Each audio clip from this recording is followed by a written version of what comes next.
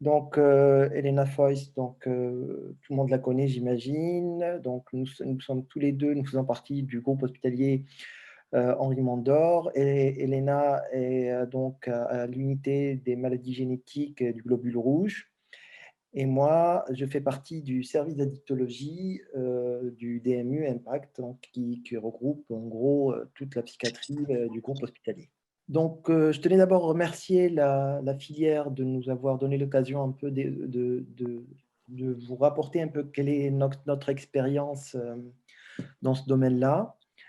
Euh, et ce qu'on a remarqué, d'ailleurs, le docteur Affo l'a bien souligné, c'est que il y a souvent une confusion dans les termes qui sont utilisés. Il y a plusieurs termes que vous entendez sûrement dans votre pratique clinique, le mésusage, l'addiction, la dépendance, le sevrage, la tolérance. Et ce sont en fait des concepts assez différents qui regroupent des choses assez précises. D'abord, le mésusage. Ce qu'on entend par le mésusage, c'est une définition établie, qui est une définition qui est donnée par le ministère de la Santé, en fait. C'est toute situation où un individu utilise un médicament ou un produit de santé de façon inappropriée, détournée de son usage initial, c'est-à-dire l'usage pour lequel il a été enregistré ou il a reçu l'AMM, ou par rapport aux recommandations de bonne pratique de ce médicament. Typiquement, quand on parle de codéine ou d'opiacés, de médicaments opiacés, donc, c'est quand les individus en fait, ont des troubles, ont des conduites addictives avec ces médicaments, ou quand ils utilisent ces médicaments pour autre chose que pour la douleur. En fait, le mésusage, c'est un terme assez large qui peut regrouper plusieurs types de conduites. Ça peut être des conduites, j'y reviendrai plus tard, des conduites d'usage nocif ou carrément de dépendance. Et il y a une échelle qui est assez consensuelle, qui est utilisée spécifiquement dans les médicaments opiacés, qui est la POMI, c'est Prescribed Opiate Misuse Index, qui est une échelle qui est la plus consensuelle du genre pour l'évaluation du mésusage des médicaments opiacés. Euh, Maintenant, quand on parle de dépendance et d'usage nocif, en fait, il y a plusieurs termes que vous allez retrouver dans la littérature, que sont la dépendance, l'usage nocif ou l'abus, et les troubles liés à l'usage de substances. Donc, la dépendance est une pathologie chronique, dont je vais citer un certain nombre de critères, qui a évolué en fait. Il y a donc les classifications qui sont utilisées pour établir les critères de dépendance. Il y en a deux essentiellement. C'est la classification internationale des maladies. Pour l'instant, on est dans la version 10, mais la prochaine version ne devrait pas tarder à sortir.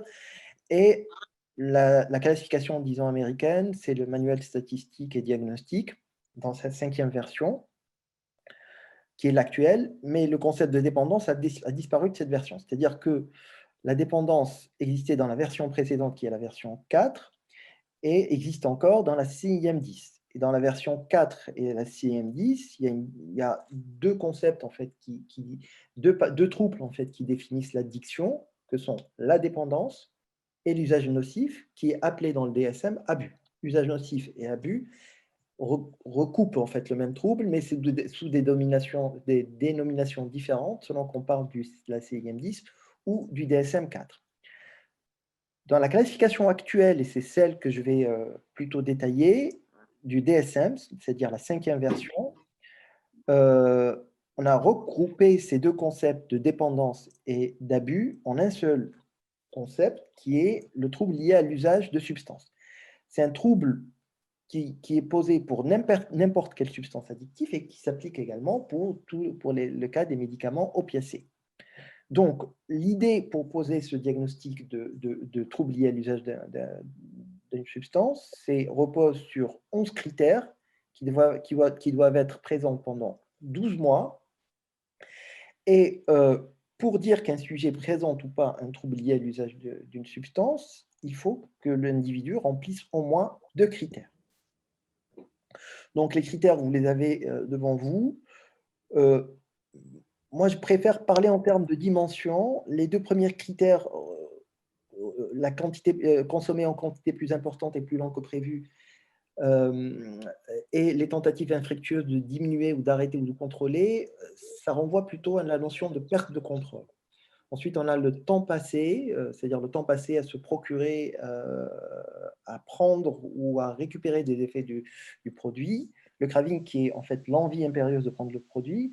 Ensuite, il y a en fait, les critères qui vont venir, c'est plutôt les conséquences, c'est le fait de faillir à des obligations majeures, de continuer à utiliser le produit malgré qu'on ait des problèmes dans ses relations interpersonnelles ou sociales, ou carrément abandonner ses activités sociales, personnelles ou de loisirs. Le fait de se mettre en danger et ou continuer à utiliser le produit malgré que ça soit risqué pour la santé, avec des conséquences sur la santé avérées. Maintenant, les deux critères, les deux termes que moi j'entends souvent dans ma pratique clinique et qui sont souvent confondus avec le terme d'addiction, c'est la tolérance et le sevrage. La tolérance, comme vous le voyez, c'est un critère qui permet de poser le diagnostic de troubles liés à l'usage de substances. La tolérance ne constitue pas en soi à elle seule le trouble lié à l'usage de substances. Comme vous le savez, la tolérance, c'est le fait d'avoir besoin d'augmenter les quantités pour avoir le même effet du produit. Là, dans le cas de la codéine, on parle d'un effet antalgique, ou dans le cas des opiacés de façon générale. Ou si on reste à la même posologie, c'est-à-dire si on reste à la même dose, c'est le fait aussi, la tolérance est définie aussi par le fait que si on reste à la même posologie, l'effet diminue au cours du temps. Ça, c'est la définition de la tolérance. Quant au sevrage, c'est un ensemble de manifestations physiques, psychologiques et comportementales qui surviennent à l'arrêt brutal ou la diminution aussi du produit. Et dans le cas particulier des drépanocytaires, ça donne des effets donc, qui sont typiques des sevrages d'opiacés, c'est-à-dire tout ce qui est syndrome douloureux, tout ce qui est diarrhée, nausée, accélération du transit intestinal, la chair de poule, les larmoiements, la rhinorrhée, etc., l'anxiété aussi. Et en fait, souvent, elles sont confondues avec des CVO. En fait, même les drépanocytaires, quand on leur pose la question, ils ont du mal à différencier un sevrage d'opiacés d'une CVO. Ça, c'est important de le dire. Donc, ça, c'est les critères pour le trouble lié à l'usage d'une substance. Ce qu'il faut se dire par rapport, comme je le disais tout à l'heure, donc le trouble lié à l'usage d'une substance est, est une pathologie chronique. Ça, il faut comprendre ça. C'est-à-dire que c'est une pathologie qui dure dans le temps. D'ailleurs, vous voyez que pour poser selon le DSM, pour poser le diagnostic, il faut une durée minimale de 12 mois. Et le symptôme qui me paraît, la dimension qui me paraît à mes yeux la plus importante dans la dépendance, on peut débattre de ces sujets-là, mais la dimension vraiment qui me paraît la plus importante, c'est la perte de contrôle des prises. C'est-à-dire que l'individu n'arrive plus à contrôler la façon avec laquelle il consomme le produit, à la différence d'un individu qui consomme normalement le produit, qui peut s'arrêter, qui peut consommer occasionnellement sans qu'il y ait des problèmes derrière. Et donc, ce qu'il faut comprendre, et c'est une notion très très importante sur laquelle j'insiste, c'est ce n'est pas une pathologie de la volonté.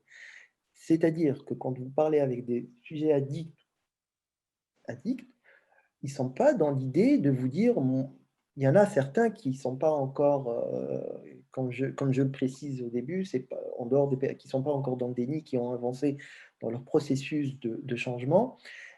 Ce n'est pas une pathologie de la volonté, c'est-à-dire ce pas des individus qui ne veulent pas se soigner.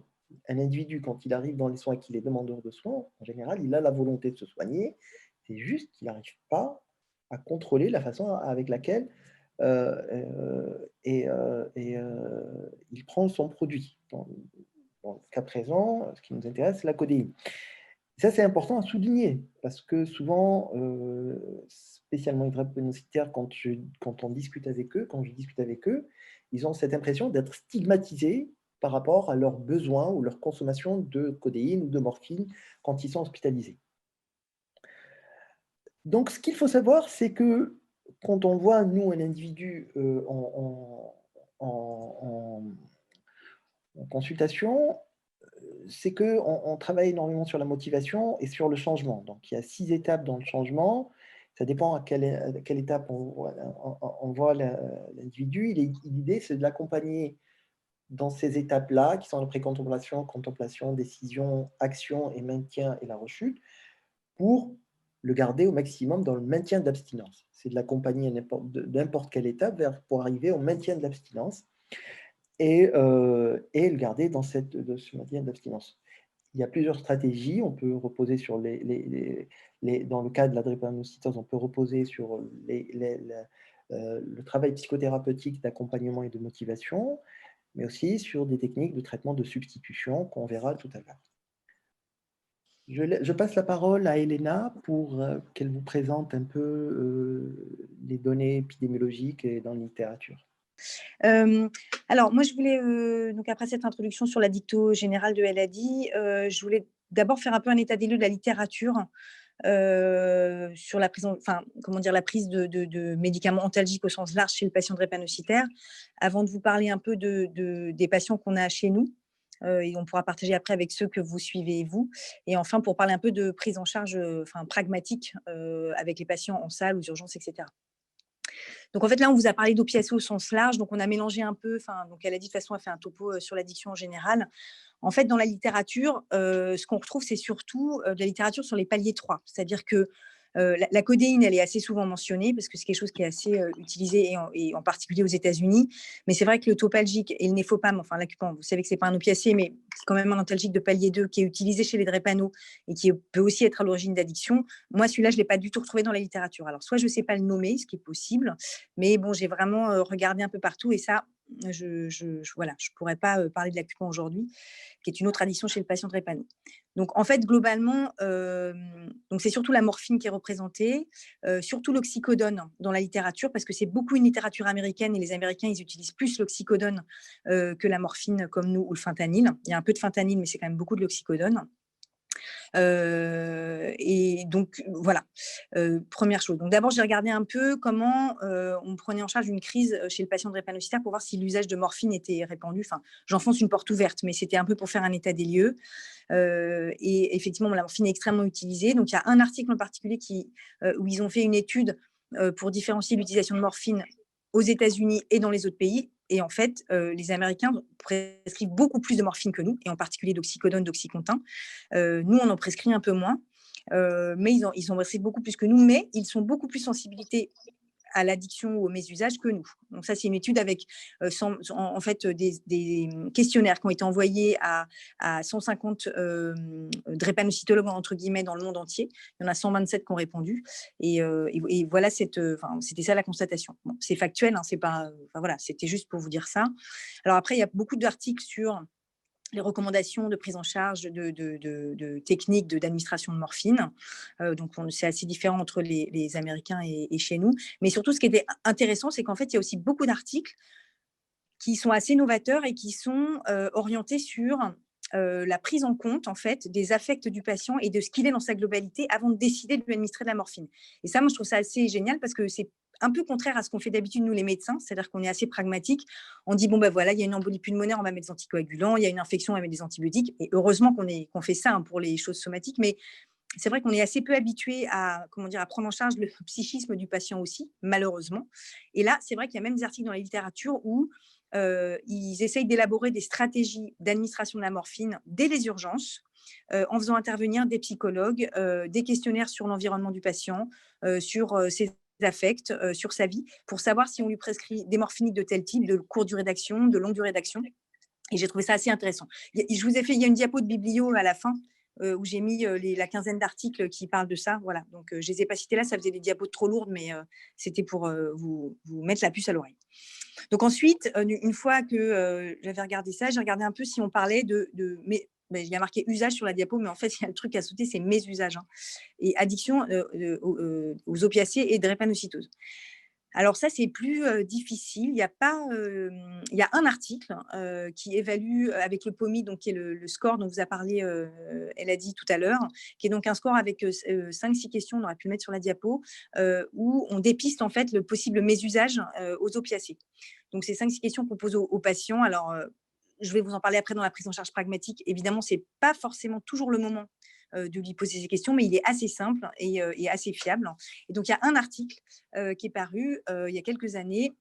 C'est sur 99 patients où qu'ils ont fait ce questionnaire, hein, des drépano SS adultes. Et en fait, il y en a 24% quand même, donc un patient sur 4, qui a un risque, enfin, qui a une potentialité de mésusage de la morphine ou un mésusage avéré, ce qui est quand même pas mal. Et a priori, 2,5 à 7 fois plus que la population générale. Alors, il y a des articles aussi qui, de ce fait, parlent aussi de pourquoi les patients drépanocytaires seraient plus enclins à être addicts. Alors, il y a plein de choses. Il y a un métabolisme plus rapide de la morphine, donc ils en ont besoin de plus, donc ils prennent des doses tout de suite plus importantes. Évidemment, les CVO répétitifs, ce qui les amène à consommer plus souvent de la morphine. Les douleurs chroniques aussi, parce qu'effectivement, nos patients sont quand même des patients qui sont globalement assez douloureux, même s'il n'y a pas d'étiologie forcément retrouvés, c'est-à-dire qu'ils n'ont pas tous une ostéonécrose, mais globalement, c'est des patients qui sentent leur corps, en fait. Je pense que, enfin, vous me contredisez, mais moi, c'est ce que j'ai remarqué dans mon expérience clinique là. Et donc, probablement qu'on a l'impression quand même ils auront plus tendance à mésuser, entre guillemets, que les patients non drépano. Et puis, en dehors de. Donc, il y a cet article-là, mais sinon, pareil, c'est des articles plus abstraits, en fait, sur des petites séries de patients. Une vingtaine max, où là aussi, le rôle des affects est beaucoup mis en exergue dans la prise au long cours d'opiacés, le lien avec les soignants aussi, et l'existence de douleurs chroniques associées. Donc, bon, j'enfonce là aussi un peu des portes ouvertes, on le sait tous, hein, mais c'est vrai qu'encore une fois, c'est assez étonnant de voir ça dans les littératures parce que c'est pas habituel et il y en a beaucoup. Et ce qui ressort de ça, c'est que globalement, ceux qui ont des affects négatifs, entre guillemets, auront plus tendance à devenir addicts à la morphine. Et ceux qui ont des douleurs chroniques, évidemment, parce que c'est ça l'origine de la prise de morphine au long cours. Ceux qui ont un mauvais lien, entre guillemets, avec les patients. Alors, mauvais, c'est pas un bon mot, mais vous m'avez compris, qui ont un lien pas sécurisant, en tout cas, avec les soignants. Et puis, une petite chose qui est répétée souvent dans les articles, c'est que le catastrophisme, je pense que le mot est éloquent en lui-même, mais c'est-à-dire l'anxiété anticipatoire ou la grande angoisse qui accompagne l'idée de la douleur ou la douleur elle-même, celle-là, elle est pourvoyeuse de consommation de morphinique de courte durée d'action. C'est-à-dire que les patients qui sont plus angoissés ou qui ont des angoisses de mort au moment des grandes crises douloureuses, ceux-là vont consommer beaucoup plus de morphinique de courte durée d'action. Alors que ceux qui sont plutôt déprimés de façon chronique, enfin plutôt tristes, mais sans catastrophisme, ceux-là vont consommer des opioïdes de longue durée d'action. Voilà, donc c'est pas, je vous apporte pas des grandes nouvelles, mais en fouillant vraiment toute la littérature, il n'y a pas d'études très cadrées pour dire, ben voilà, on prend 1000 drépanocytaires, on regarde leur consommation de tous les médicaments, et puis on regarde combien vont être accros, et on pourra reproduire ça dans nos populations à nous. Voilà. Et enfin, j'ai regardé si la prescription de traitements substitutifs aux opiacés chez les patients drépanocytaires. Et alors là, il n'y a quasiment rien. Il y a un case report chez 2 adolescents qui ont été mis sous buprenorphine naloxone, donc l'association de Subutex et naloxone, avec une très bonne efficacité, mais des toutes petites doses. Il y a une étude rétrospective sur la méthadone, mais chez l'enfant. Et après, il y a des adultes qui prennent de la méthadone de façon éparse dans la littérature, mais il n'y a pas de grande étude non plus sur méthadone chez le patient drépanocytaire. En sachant que là aussi, comme ils ont une hyperfiltration glomérulaire, probablement que les doses ne sont pas les mêmes que chez les patients non drépano, mais ça, Elodie nous en parlera mieux. Donc voilà, vous retrouvez les biblios. Alors, il y en a beaucoup, je n'ai pas tout mis, hein, ça ne peut pas être exhaustif, mais bon, j'espère que je vous ai donné une ambiance de la littérature sur addiction et drépano. Alors, chez nous, à Mondor, donc c'est très difficile de faire un état des lieux. On suit en moyenne, en gros, 4500 malades. Les troubles, le TLU, c'est troubles liés à l'usage. Des paliers 2 est probablement sous-estimé parce qu'en fait, c'est des patients qui prennent de la codéine depuis assez longtemps, voire l'adolescence ou la jeune enfance. On n'en parle pas forcément en consulte et je pense que vous avez la même expérience que nous parce que c'est passé dans les mœurs, parce que ils le prennent depuis très longtemps. Parfois, ils en prennent qu'1 ou 2 par jour. Parfois, ils n'ont pas vraiment de syndrome de manque, ni de tolérance, comme vous expliquez, Elodie. Donc, en fait, Ça ne sort pas toutes les consultes. Je ne sais pas si moi, il y a des patients que je découvre maintenant qui prennent 6 codéines par jour. Alors, je les suis depuis 5 ans, donc j'ai honte. Hein, c'est-à-dire que je n'ai pas posé la question en pratique.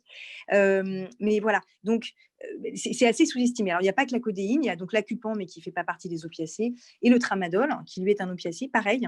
Et je pense que c'est assez sous-estimé.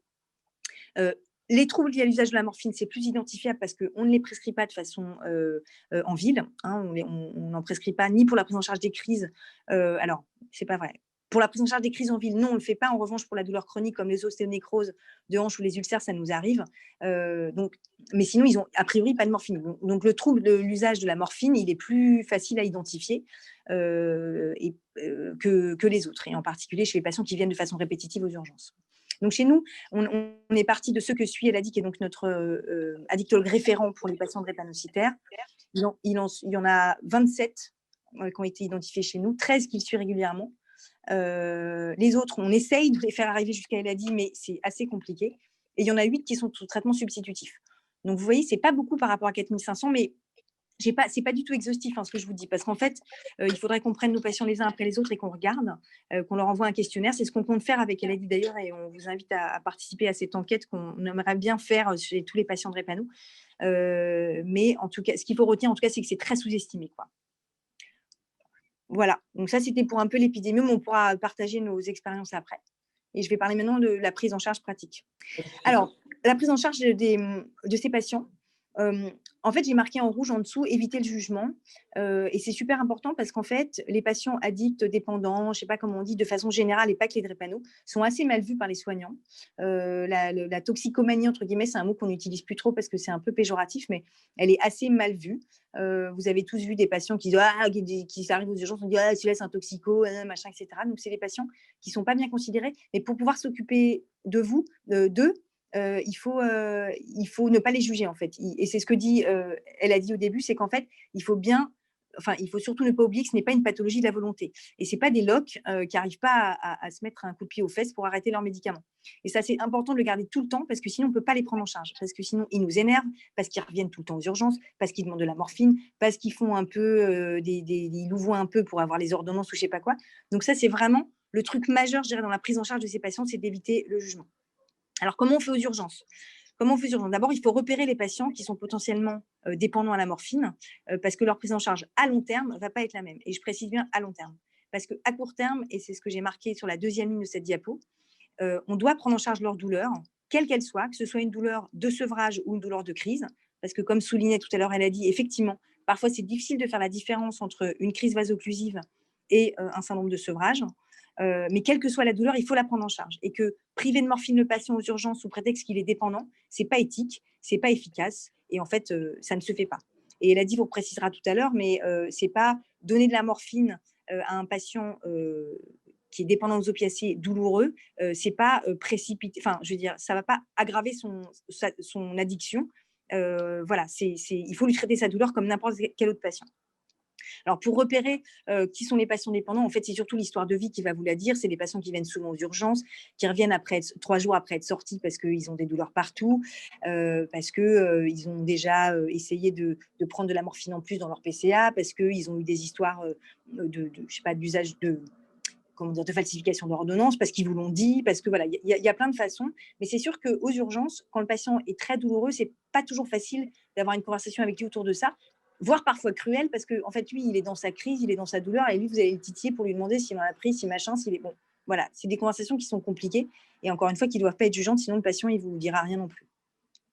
Donc, on prend en charge la douleur, on met des morphiniques, comme tous les autres CVO, à ceci près que ceux, par contre, qui ont fait des mésusages hospitaliers, c'est-à-dire qu'ils ont trafiqué entre guillemets les PCA. J'arrive jamais. Chaque topo, je me dis arrête d'utiliser ce mot, ça veut rien dire, mais je ne trouve pas de mots français non familiers qui disent ça. Mais les patients qui ont ouvert leur PCA, cassé les codes, pris de la morphine en plus, qui se sont auto-injectés, ceux-là, on évite de leur mettre de PCA pour pas qu'ils aient de la morphine à disposition, mais on leur donne de la morphine.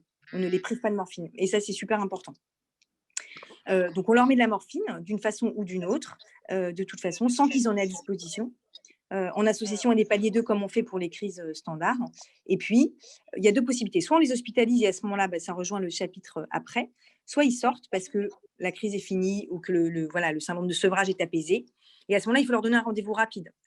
Parce que s'ils sont dépendants, le syndrome de sevrage va apparaître et on va recommencer la même chose. Donc, il faut leur donner, si possible, un rendez-vous dans la semaine ou dans les 10 jours pour pouvoir en parler tranquillement quand il ne sera plus en crise. Alors, est-ce qu'il faut leur donner de la morphine à la sortie? Ça, c'est une vaste question. A priori, non, parce que, ben, pour le coup, ils vont là, ils vont pouvoir en avoir à disposition et il va y avoir de la tolérance, ils vont augmenter les doses.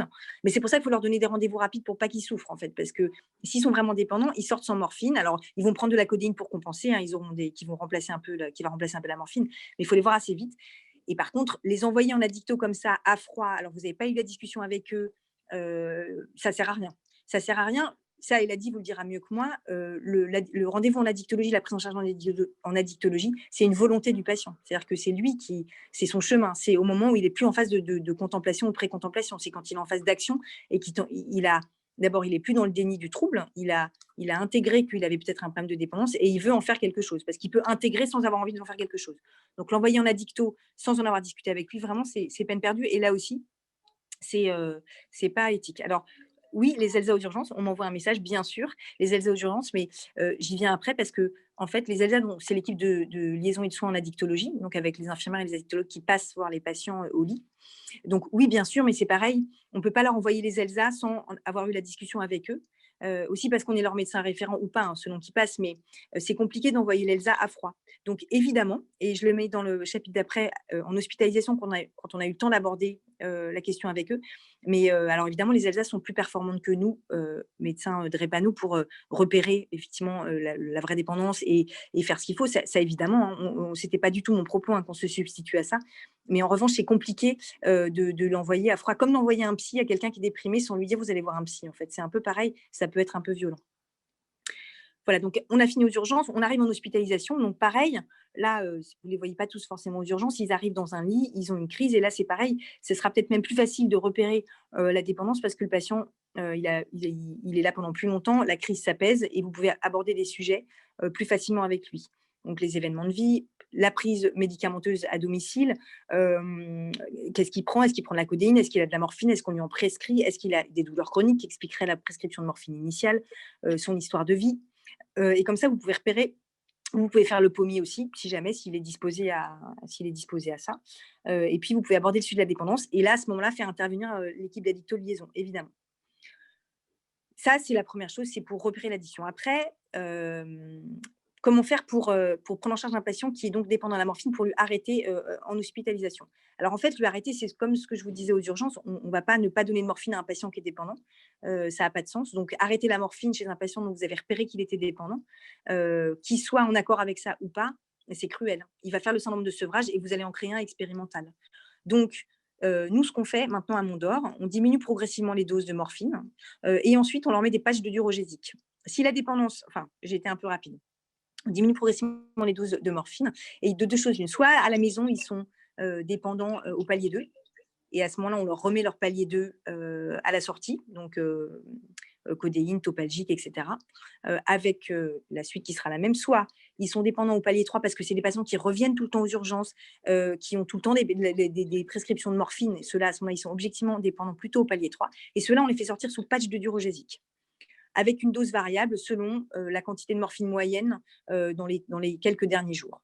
Donc, ce n'est pas top parce que ça se trouve, c'est des patients qui se retrouvent sous morphinique au long cours, mais les laisser sortir sans rien, c'est cruel en fait, parce qu'ils vont faire le syndrome de sevrage. Alors, si possible, par contre, on ne leur donne pas d'interdose parce que pour le coup, ça va induire une consommation de morphine de plus en plus importante avec de la morphine à disposition et là, ça aggrave la tolérance. Donc, si possible, après, il faut donner la dose de diurogésique adaptée parce que sinon, il va se retrouver aussi en sevrage si vous lui mettez un patch plus faible que ce dont il a besoin. Et là, c'est pareil. Donc, c'est les patients, qu'ils sortent avec leur palier 2 habituel ou avec les patchs de diurogésique. Il faut leur donner un rendez-vous rapide de suivi avec son médecin référent. Parce qu'on ne va pas donner une prescription de diurogésique d'abord, c'est 28 jours maximum. Et puis, c'est pas l'idée. Au bout de 28 jours, il va se retrouver, il n'aura plus de morphine et ça ne sert à rien, il ne sera pas pris en charge. Donc, il faut lui redonner rendez-vous et essayer de l'orienter en addictologie. Mais ça, c'est pareil, en accord avec lui. Parce que tout ça, le patch de diurogésique, ça ne veut pas dire que le patient, il a intégré qu'il était dépendant. très souvent, ils luttent contre ça, mais ça, vous le savez comme moi, hein. C'est-à-dire que c'est très difficile de leur faire accepter la dépendance parce qu'ils ont l'impression qu'on nie l'existence de crise vaso-occlusive et de douleur. Ce qui n'est pas vrai du tout. On leur explique, on a plein d'artifices. Enfin, elle a dit, vous dira mieux que moi, mais on a plein d'artifices pour leur dire que bah, ce serait moi qui prendrais la codeine, je serais dépendante aussi, etc. Donc, c'est des discussions assez longues. Ça n'empêche pas de faire sortir avec le diurgésique parce que là, à ce moment-là, on leur dit, ben voilà, je pense que vous avez encore besoin de morphine, vous êtes encore douloureux, on va vous laisser des patchs et puis on les revoit assez vite. Mais encore une fois, on ne donne pas un rendez-vous en addicto de but en blanc comme ça ne sert à rien. Alors ça, c'était quand les patients viennent régulièrement en hospitalisation. Alors quand vous êtes en consultation, et là, le patient, il vous dit qu'il prend 6 occupants par jour. Moi, j'ai une patiente qui prend 24 codéines par jour, hein, depuis des années. Donc, vous arrivez à la discussion avec elle et tout ça. Alors, qu'est-ce qu'on fait à ce moment-là? C'est un peu pareil. Donc, on peut toujours essayer de comprendre pourquoi les choses en sont arrivées là. Voilà, les événements de vie, depuis quand elle prend morphine. Donc ça, c'est plutôt l'objet de la consultation d'addictologie. Mais une fois que vous avez identifié qu'elle ou il prenait beaucoup de morphine, beaucoup de codéine par jour, alors c'est pareil, il faut l'amener doucement à l'idée de dépendance. Il faut donc voir s'il y a des signes de sevrage. Ça dépend des patients. Vous savez, on ne devient pas tous dépendants aux substances, hein. Donc, voir s'il y a des signes de sevrage, s'il y a de la tolérance, si la consommation a été augmentée et si le patient est conscient du trouble. Et là aussi, et seulement s'il est conscient du trouble et qu'il a envie d'en faire quelque chose, on peut l'orienter en addictologie. Sinon, j'aurais tendance à vous dire qu'on ne peut pas faire grand-chose. C'est-à-dire que il y a une possibilité, elle a dit, vous en parler après, c'est d'introduire du dicodin, qui est de la codéine à longue durée d'action, ce qui fait qu'ils ont une prise moindre, ils ont une prise matin et soir plutôt que de prendre 24 comprimés. Donc ça, elle a dit, vous dira tout à l'heure. Mais là, pour ça, il faut être aussi conscient un peu du trouble. Et sinon, si c'est intégré à la vie du patient, que le sevrage, quand il n'a pas de codéine, ne le fait pas trop souffrir, s'il n'y a pas de toxicité hépatique, j'ai envie de vous dire, je ne sais pas quoi faire en fait, parce que on ne peut pas forcer les gens à rentrer dans le stade d'action, hein, quand ils sont en pré-contemplation, tout ça, c'est pas possible. Enfin, on traite les choses psychiques, psychologiques, on traite quand il y a de la souffrance. Quand il n'y a pas de souffrance de soi-même ou de son entourage, on laisse les choses comme elles sont, quoi. Donc voilà, là, j'ai pas de réponse majeure. Et enfin, la prise en charge en addicto. Donc ça, je vais laisser la place à Elodie à la diapo d'après, parce que ça, c'est beaucoup plus donc son rayon que le mien. Voilà, merci beaucoup. Et on n'a pas fini, on parlera après. Elodie, je te laisse parler. Donc, je vais rebondir un peu, je vais rebondir sur ce que vient de dire Elena, c'est que quand les patients ils arrivent chez nous en addictologie, déjà, le problème, c'est qu'ils arrivent. Et j'en ai plein des rendez-vous pris pour des patients qui n'arrivent pas. Ils n'arrivent pas pour diverses raisons. Je ne dis pas parfois, ils ne comprennent pas pourquoi ils sont en addictologie. Parfois, ils se sentent un peu stigmatisés. Parfois, tout simplement, parce qu'ils sont hospitalisés ailleurs. C'est-à-dire les patients en général qui ont des problèmes de troubles liés à l'usage d'opiacés, comme vous le savez, ils sont très souvent hospitalisés. D'ailleurs, je discutais tout à l'heure avec le responsable de nos urgences, le professeur Kelaf. Il me disait que sur, je crois, l'année 2019 ou 2019, 30% des passages aux urgences sont liés à 30 patients. Et ces 30 patients, c'est des drépanocytaires. Donc, je ne vous apprends rien en vous disant que ces populations-là, qui sont addictes et en même temps drépanocytaires, sont de grosses consommatrices des urgences et qui sont souvent hospitalisées. Donc, on ne les voit pas tout simplement parce que il faut qu'on arrive à les avoir entre deux hospitalisations. Donc, quand on les voit en addictologie, moi, je préfère les voir d'abord en consultation et je prévois mon temps. C'est-à-dire que je prévois au moins 1 heure. Ou d'abord, la principale chose, c'est d'essayer de comprendre l'idée, c'est d'essayer de poser la question comment il se voit représenté par les autres soignants. Et là, on apprend des choses, en fait. Et là commence le travail. Pourquoi ils sont arrivés là? Je leur pose des questions plutôt finalement, les questions que je pose, c'est les mêmes à peu près, mais c'est des questions qui sont assez générales, qui ne sont pas stigmatisantes, En général, je me concentre sur les âges de début, qui sont en général des phénotypes très pertinents en addictologie, c'est-à-dire à quel âge vous avez commencé à apprendre, à quel âge vous avez commencé à accélérer votre prise, etc. Et je leur précise toujours au début de l'entretien qu'on est là pour faire une évaluation, pour essayer de comprendre, que j'ai aucun a priori sur leurs conditions addictologiques et qu'on est là pour évaluer. C'est-à-dire que je leur dis, je ne vais pas vous donner un traitement à l'issue de cette première intervention. On est là pour discuter, faire connaissance et évaluer les choses. Ils sont un peu surpris de cette démarche au début parce qu'ils ont l'habitude d'avoir des réponses médicales et médicamenteuses assez rapides. Et là, ils rentrent dans une autre façon de faire où on avance tout doucement, étape par étape. Et donc, l'étape à laquelle, une des étapes importantes vers laquelle on arrive, c'est la mise en place d'un traitement de substitution. Donc, le traitement de substitution, c'est essentiellement la méthadone. Quand on met en place un traitement de substitution, il y a une chose, et c'est l'expérience avec certains patients qui me l'a appris, il y a une chose sur laquelle il faut être clair. C'est que si on introduit un traitement de substitution, on introduit ce traitement pour traiter en premier lieu le trouble, la dépendance, l'addiction. Éventuellement, en deuxième lieu, on peut utiliser ce traitement pour contrôler la douleur.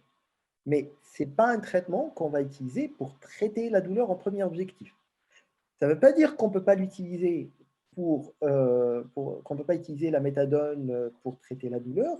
D'ailleurs, elle a reçu, comme vous le savez, la méthadone, son AMM a été élargie récemment pour le traitement des douleurs chroniques cancéreuses. Mais dans une consultation d'addictologie, il faut être clair sur la raison pour laquelle on introduit ce traitement. Et la première indication chez ces patients-là, c'est vraiment la substitution et le traitement et l'aide au maintien de l'abstinence des conduites addictives. Donc, il faut être clair, vraiment, parce que par expérience, quand on a utilisé un peu la méthadone à la va-vite, sans ce travail de préparation en amont, on s'est retrouvé avec des patients qui sont sous méthadone et qu'on perd très rapidement de vue. Et on ne sait pas ce qu'il advient d'eux. En général, ils réapparaissent comme ça de temps en temps, ou on nous appelle de temps en temps pour nous dire qu'il est dans telle urgence ou telle urgence, ou qu'est-ce qu'on fait de la méthadone, etc. Donc, ça, c'est le principal message que je voulais vous délivrer. Le deuxième message, pourquoi on a choisi la méthadone? Sachant qu'en France, il y a 2 traitements qui ont une indication pour le traitement des dépendances aux opiacés. Il y a la méthadone et la buprenorphine à haut dosage. Donc, pourquoi la méthadone? Parce que c'est en raison de son profil pharmacologique. D'abord, la méthadone est un agoniste des récepteurs opiacés, alors que la buprenorphine est un agoniste partiel. Ça veut dire quoi? Ça veut dire qu'en l'absence d'opiacés, la buprenorphine va se comporter comme un agoniste. Par contre, s'il y a des opiacés à côté, elle va se comporter comme un antagoniste. Sachant que la buprenorphine est un produit qui a une plus grande affinité aux récepteurs opiacés que la majorité des antalgiques, notamment la morphine. Donc, troisième point, il faut savoir que la méthadone et la buprenorphine, ils ont des demi-vies longues. Donc, qui dépassent les 20 heures. Donc, en pratique, si vous mettez quelqu'un, le rationnel est le suivant, c'est que si on met quelqu'un sous substitution par buprenorphine, donc il va être sous un médicament qui va se comporter comme un antagoniste en présence d'autres opiacés, qui aura une affinité plus importante, qui aura une demi-vie longue. Donc, si vous comprenez très bien que si votre patient drépanocytaire se présente aux urgences pour faire en CVO authentique, et que vous décidez de le mettre sous morphine, vous serez un peu coincé, dans le sens où votre morphine n'agira pas très vite. Il faudra attendre que la buprenorphine un peu libère les récepteurs opiacés et qu'elle puisse agir. Donc, c'est pour cette raison que quand j'ai commencé un peu à travailler avec le drépanocytaire, je me suis plutôt orienté vers la méthadone, qui est un agoniste qu'on peut donner avec qui on peut donner de la morphine. Le problème dans ce cas, c'est que cette association expose bien sûr au risque d'overdose. D'expérience, ça se passe plutôt bien parce que, en général, quand on donne de la morphine en présence de méthadone, la première chose que je dis aux patients, c'est que si vous allez aux urgences en crise, n'hésitez pas à dire que vous êtes sous méthadone. Et en général, quand on met sous morphine, vous savez très bien, ils sont scopés les patients, donc ils sont surveillés. Donc le risque de surdosage est nettement diminué. Donc voilà la raison pour laquelle on a plutôt choisi la méthadone que la morphine. Néanmoins, mes collègues addictologues pourront s'étonner de ce choix. Pourquoi?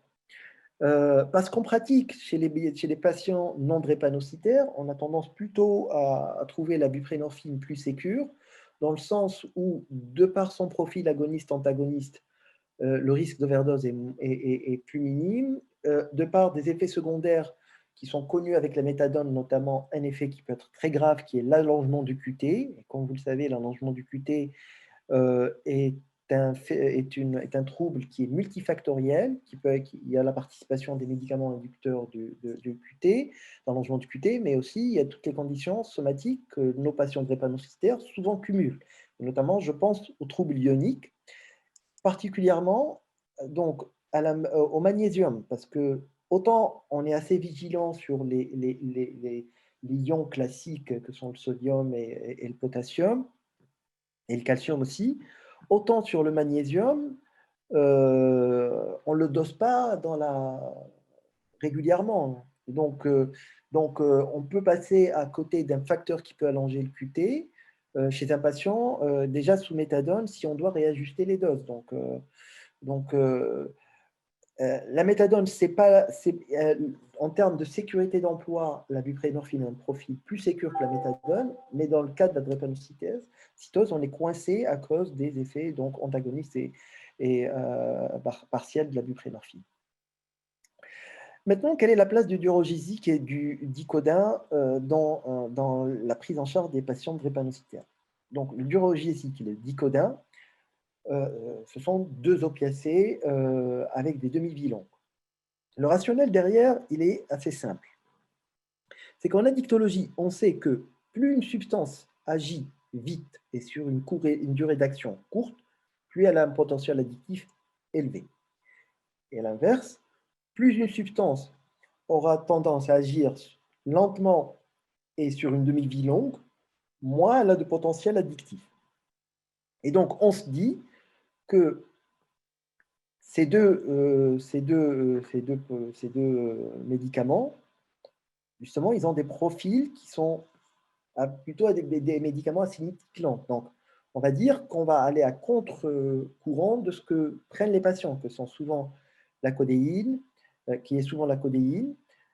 Parfois, le tramadol, et souvent, quand on voit les patients drépanocytaires, ils ont tendance plutôt à préférer les formes rapides du tramadol, donc surtout la formulation du 50, parce que les dosages plus élevés, ils sont souvent sous des formes LP.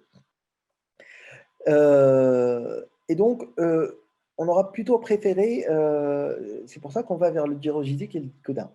Et surtout, être clair sur l'indication pourquoi on met ces patients sous durogésique et dicodin, c'est dans l'indication antalgique. On n'est pas dans un travail, dans une indication de substitution. On leur dit que c'est clairement pour éviter qu'ils prennent trop de médicaments dans la journée, qu'ils répètent les prises dans la journée. Parce que le problème particulier avec les feralgan-codéinés et le dafalgan-codéiné, c'est qu'il ne faut pas oublier qu'il y a à côté du paracétamol. Et que le paracétamol, comme vous le savez, il y a une toxicité hépatique qu'il ne faut pas aussi négliger. Donc, plutôt partir sur des médicaments où il n'y a pas d'association médicamenteuse. C'est des opiacés purs, on va dire, ces deux produits-là. Pourquoi le fait de répéter les prises est quelque chose, c'est-à-dire quand ils prennent de la codéine par exemple, la codéine en général, elle a une durée d'action qui est plutôt courte, entre 2 et 4 heures, et du moins chez les patients drépanocytaires, Et en fait, quand ils prennent de façon répétée de la codéine dans la journée, ils font des fluctuations de posologie et ils font aussi des microsevrages. Et ces microsevrages, euh, à la longue, quand ils se cumulent, ça crée une espèce d'état dysphorique qui va entretenir donc l'addiction et qui va aussi être le lit d'autres pathologies, comme la dépression typiquement, ou exacerber souvent des comorbidités qu'on retrouve chez les patients drépanocytaires, que sont les troubles de la personnalité.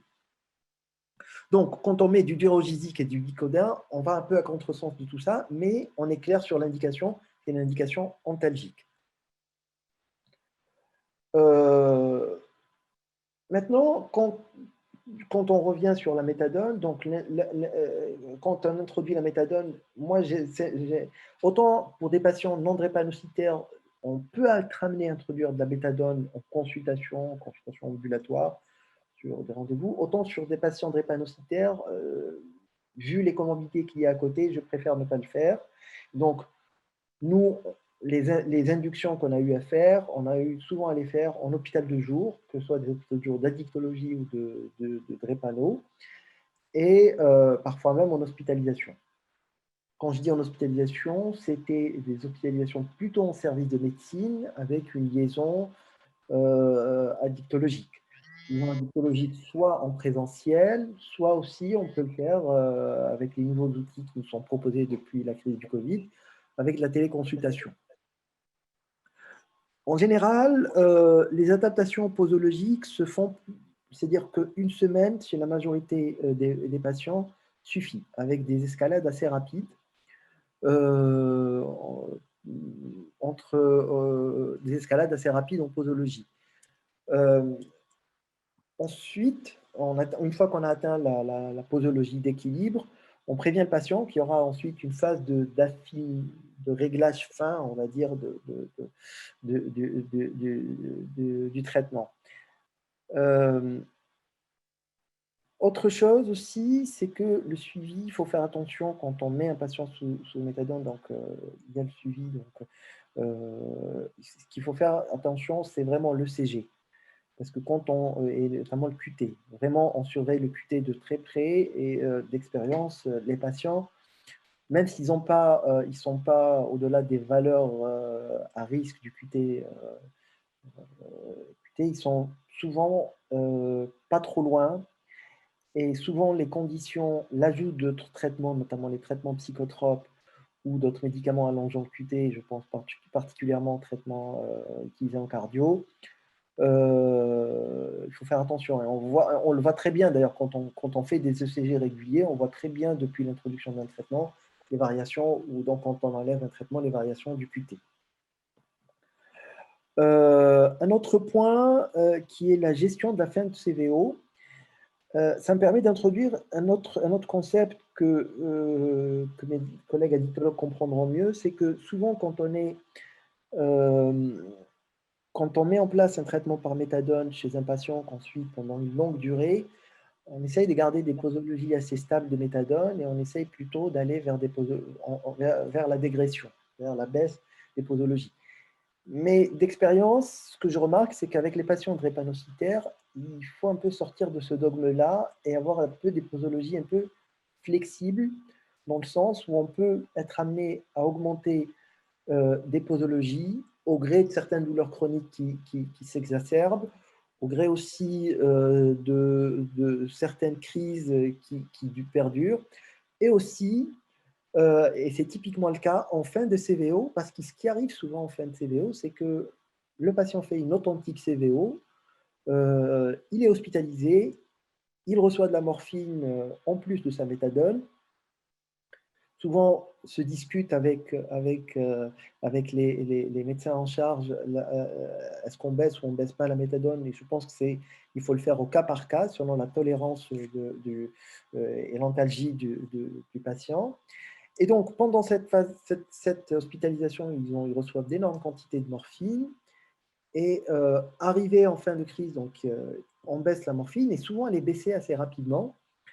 Et du coup, intuitivement, les patients, ils disent clairement que souvent la gestion de l'après-crise est quelque chose d'assez difficile pour eux et on peut augmenter un petit peu en fin de crise en préparant la sortie de l'hôpital, un petit peu la méthadone pour justement permettre une dégression plus tard des opiacés et revenir aux posologies habituelles de méthadone. Donc voilà ce que j'avais à dire. J'imagine qu'il y a plein de points qu'on n'a pas abordés et justement on voulait les laisser à la discussion. Et on vous remercie pour votre attention. Donc là, c'est la bibliographie dont vous a parlé tout à l'heure Elena. Et voilà. Merci beaucoup. Merci beaucoup.